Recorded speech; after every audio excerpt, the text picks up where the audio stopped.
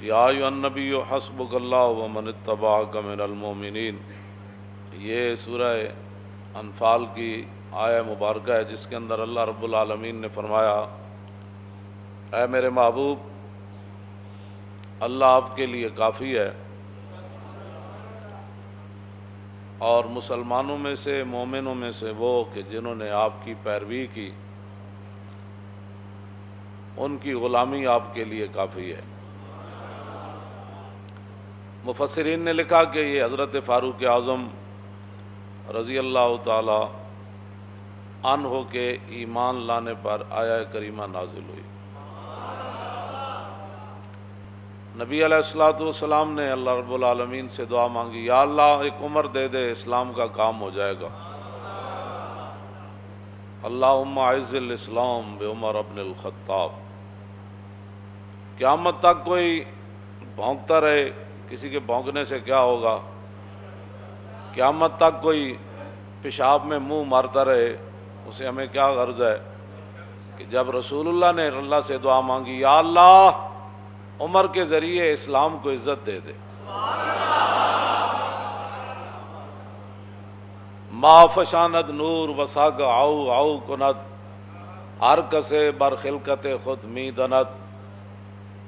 پوری دنیا اور زمین آسمان اور کائنات کا ہر ذرہ حضرت عمر کو جانتا ہے، ان کی غلامی کو بھی جانتا ہے، رسول اللہ کے ساتھ وفاداری کو بھی جانتا ہے، اور رسول اللہ کے دین کا جو انہوں نے کام کیا ساری دنیا جانتی ہے، پہاڑ بھی جانتے ہیں، اور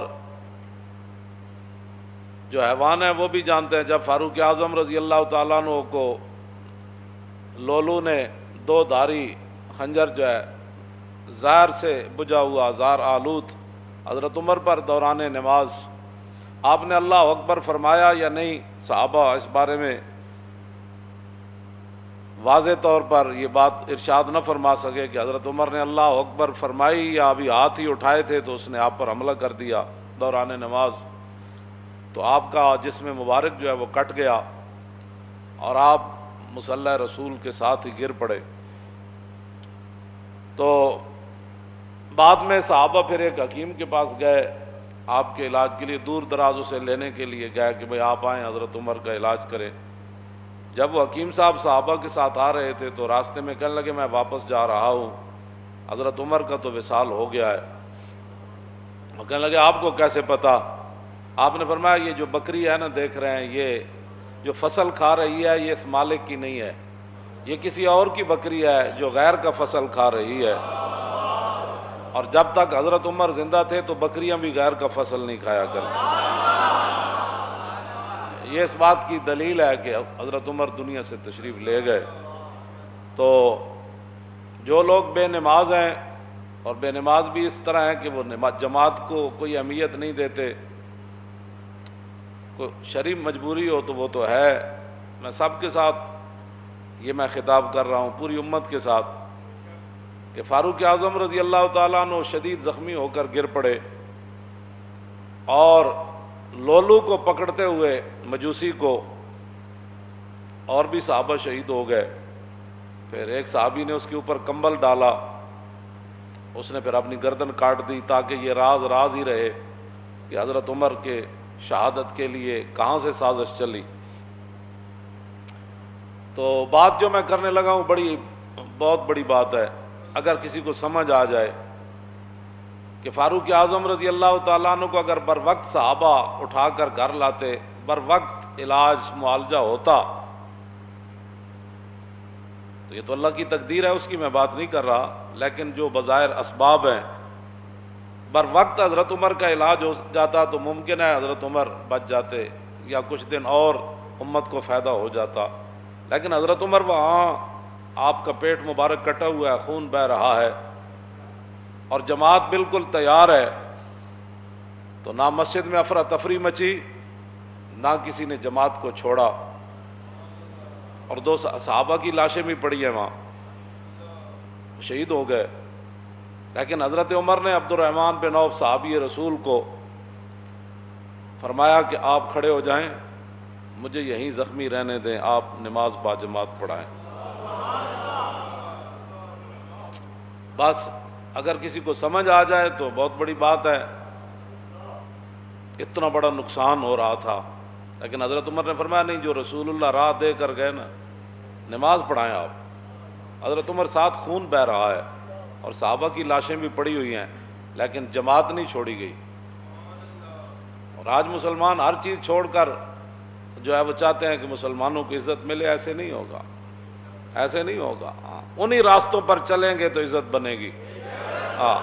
باطل نظریات اور باطل فلسفوں پر اسلام کی عمارت کبھی بھی تعمیر نہیں ہوگی، چاہے وہ سارا پاکستانی یونیورسٹیاں بن جائے اور ساری تسبیح لے کر بیٹھ جائیں، ایسے کبھی بھی نہیں ہوگا۔ راستے وہی ہیں جن پر صحابہ چلے، مستند راستے وہی مانے گئے جن سے ہو کر تیرے دیوانے، بس۔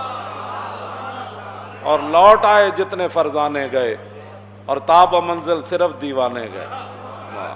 مستند راستے وہی مانے گئے۔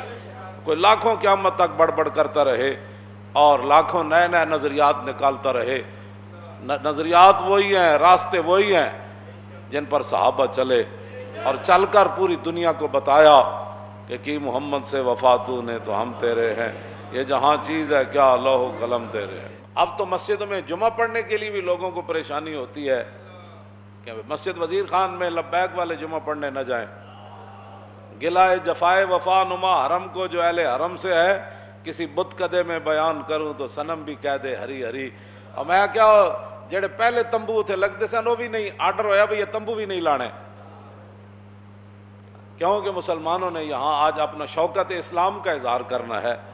ہاں جی، اقبال کہندا شکوہ عید کا منکر نہیں ہوں میں، مگر قبول ہے فقط مرد حر کی تکبیریں۔ اقبال کہندا میں عید اجتماع دا میں منکر نہیں، لیکن اللہ اکبر بھی جنیاں دی قبول ہوندی۔ ہاں جی، جڑا اقبال مڑ مڑ کہندا اے حلقہ درویشاں او وہ مرد خدا کیسا، او حلقہ درویشاں او وہ مرد خدا کیسا، او جس کے گریباں میں ہنگامہ رستا خیز، جو ذکر کی گرمی سے شمع کی طرح روشن۔ اقبال کلندر لاہوری ایویں نہیں گل کیتی۔ دسو یہ ٹرمپ نو بھی اگر گل پتہ لگے نا کہ مسلمان جمعہ پڑھن جا رہے سن تے سرکاری سطح تے جڑے تمبو لگتے سن وہ بھی روک دیتے گئے، تے ٹرمپ کہے گا اسی بھی اسلام دے اتنے دشمن کوئی نہ، اسی تانوں اپنے چرچ دیتے نمازاں پڑھن واسطے اور تسی اپنی مسجداں میں نمازاں پڑھن تو روک دیو۔ اوتھے کوئی جناب کوئی ہنگامے تے نہیں سن ہو رہا ہے، نہ کوئی تے بات ہو رہی سی۔ دسو تسی شاعر دا میں جڑا شعر پڑھیا نا او دا معنی اے وے کہ جو کچھ مسلمان اسلام نال کر رہے ہیں نا، میں کسی بت کدے وچ جا کے کہاں کہ وزیر خان مسجد وچ لوگوں نو سہولت نماز واسطے نہیں دیتی گئی اور لوگوں نو پکھے نہیں لا کے دیتے گئے، دریاں مسلے نہیں بچھائے گئے، تمبو نہیں لایا گیا، اس گرمی وچ پانی دا کوئی انتظام نہیں کیتا گیا، تے شاعر کہندا جے میں کسی بت کدے وچ جا کے بیان کراں نا کہ کلمہ پڑھن والے جمعے والے دن اے حال کیتا ہے، تے پھر بت بھی کہہ دے واہ واہ بھائی کیا بات ہے تھوڑی، واہ واہ بھائی مینوں منن والے تے میرے بڑا کچھ کردے تے تسی وحدہ لا شریک نو من کے اے کر دیو۔ بہرحال اپنے آپ امت مسلمہ جب تک نہیں بدلے گی ایسے ذلیل برباد ہوتی رہے گی۔ راستے وہی ہیں جن پر حضور کے غلام چلے۔